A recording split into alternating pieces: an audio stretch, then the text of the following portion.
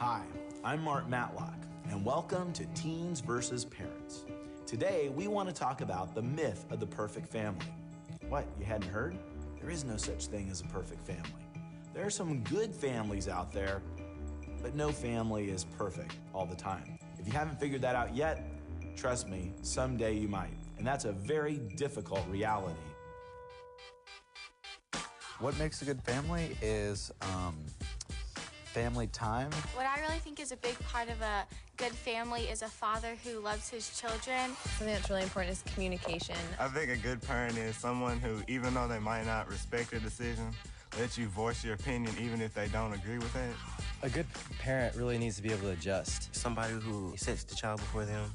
Somebody that you could go and talk to. Someone that you can have an open relationship with, but it's not your friend. Your parents always want you to do something that they could do. You know what I'm saying? Well, they could vacuum. Yeah, it's your house. When I was in 7th grade, my sister, she was in 8th grade, she tried to commit suicide. She's been one of my best friends all my entire life, if not my best friend growing up. I definitely was hurt with my sister because she was my best friend, and also I thought it was just kind of selfish. She had absolutely no reason to try to commit, no good reason to try to commit suicide. I felt like it was really selfish. And I harbored a lot of resentment. I was angry, I was hurt. I felt like my parents weren't there for me anymore because they were so busy with what was going on in my sister's life. Half of me understood, half of me was like, okay, they need to parent her and she needs them. But at the same time, I needed them too. I learned at a very young age how to be independent. My parents always taught us to be independent. And so that compiled with the fact that I began to deal with my own problems alone. It just kind of was there. It was like an elephant in the room that nobody wanted to talk about. And then slowly talking about it, we discovered that we were all hurting in our different ways.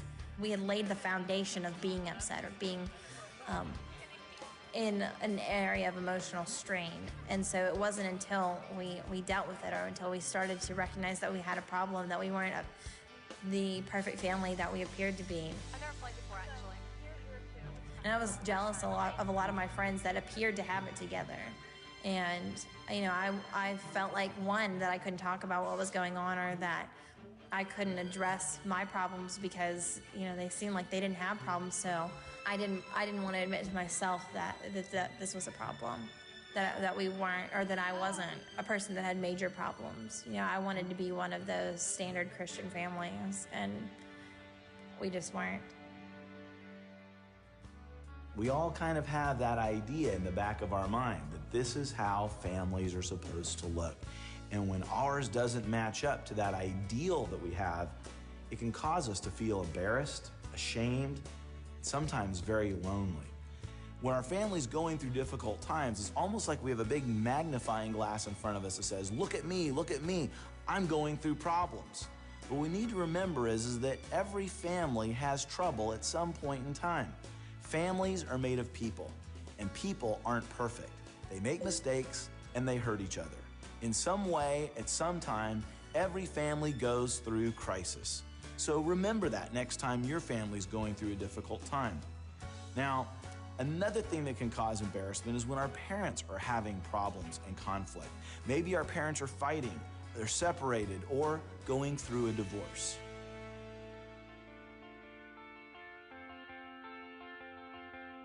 My life growing up has been pretty interesting. It's been easy, hard.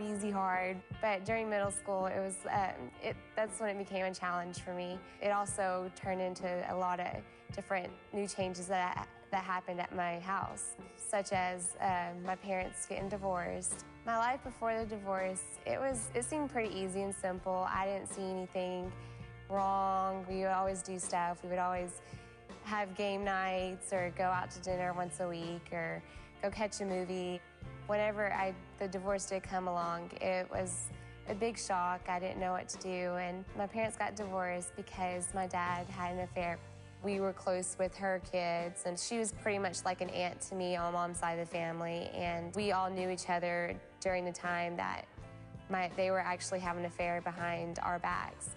When my parents We're separated. Me and my sister, we just stayed home most of the time, and we didn't do anything. My mom, she was at that time trying to look for a job because before then she was a stay-at-home mom.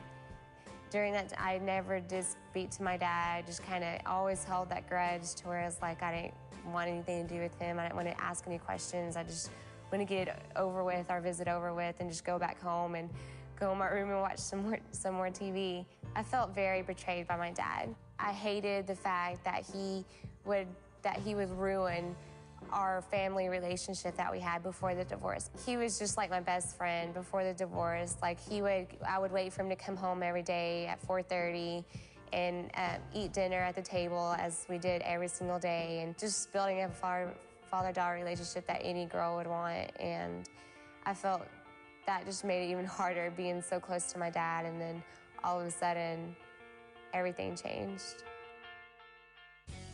Courtney mentioned change. The change was hard to deal with. And any family conflict is going to create some changes in your family. And that's challenging.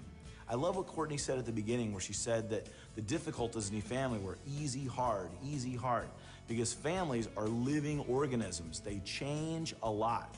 Dealing with that change and having the right attitude in it is what's important. In the book of James, he writes, "Consider it all joy, my brothers, when you encounter various trials." Those trials are situations that happen in life around us, kind of like the problems we might have in our family. But why should we have a good attitude when we encounter these kinds of trials? Because when we do this, we know that it perfects our faith, that it develops perseverance. And that perseverance, when it completes itself, leaves us mature, not lacking anything. So when we go through and work through family problems, we need to realize that if we have a good attitude toward them, we can actually grow and mature and be everything that God wants us to be in our lives. So let's recap kind of some of the things we've talked about today. We've taken a look at the fact that there is no such thing as a perfect family. It's just a myth. All families are made of people, and people make mistakes, and they hurt each other at different times. Also, we realize that we don't need to be embarrassed or ashamed of our families when they go through difficult times, because other people will go through those challenging experiences at different times in their lives. And we also realize that change is inevitable, but if we have the right attitude toward it, we can have peace in our homes. Our families may change, but take comfort in knowing this: God never changes. We'll see you next time.